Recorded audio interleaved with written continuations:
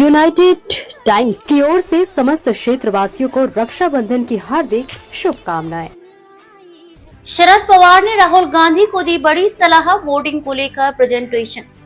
कांग्रेस नेता राहुल गांधी चुनावों में धांधली के आरोप लगाते हुए बीजेपी और इलेक्शन कमीशन पर हमलावर हैं। इस बीच उन्होंने दावा किया कि धांधली का प्रूफ है और प्रेस कॉन्फ्रेंस कर उन्होंने प्रेजेंटेशन दिया। इसके साथ ही उन्होंने गुरुवार 7 अगस्त को इंडिया गठबंधन के नेताओं को भी प्रेजेंटेशन दिखाया। क्या आप भी बार बार डाइट प्लान बना कर थक चुके हैं? क्या जिम जाने की सोच तो है लेकिन मोटिवेशन की कमी है? तो अब चिंता छोड़िए, क्योंकि मैं लेकर आई हूँ एक ऐसा क्लब जहाँ फिटनेस है आसान और रिजल्ट्स हैं लाजवाब। सिर्फ 3 महीने में 20 किलो वजन कम।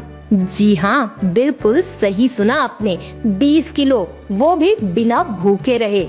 हम देते हैं आपको 100% रिजल्ट की गारंटी, वरना पैसे वापस। और सबसे खास बात, आप घर बैठे मेरी गाइडेंस में फिट और हेल्दी बन सकते हैं। अमेजिंग ट्रांसफॉर्मेशन से भरी हमारी टीम का हिस्सा बनिए, बिफोर वन और आफ्टर अ न्यू यू।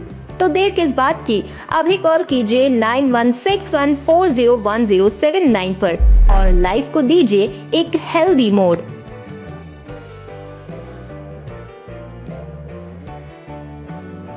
इस दौरान एनसीपी एसपी के अध्यक्ष शरद पवार ने राहुल गांधी को सलाह दी कि ये प्रेजेंटेशन पूरे देश में हर तहसील और तालुका में दिखाई जानी चाहिए। इस बात की जानकारी शरद पवार की बेटी और सांसद सुप्रिया सुले ने शुक्रवार 8 अगस्त को दी।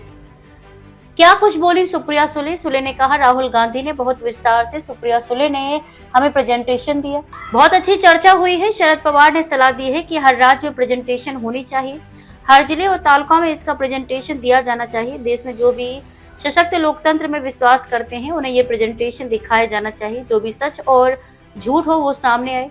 चुनाव आयोग अगर स्वतंत्र संस्था है तो जवाब देना चाहिए। सारी जानकारी उनकी वेबसाइट से ही मिली है।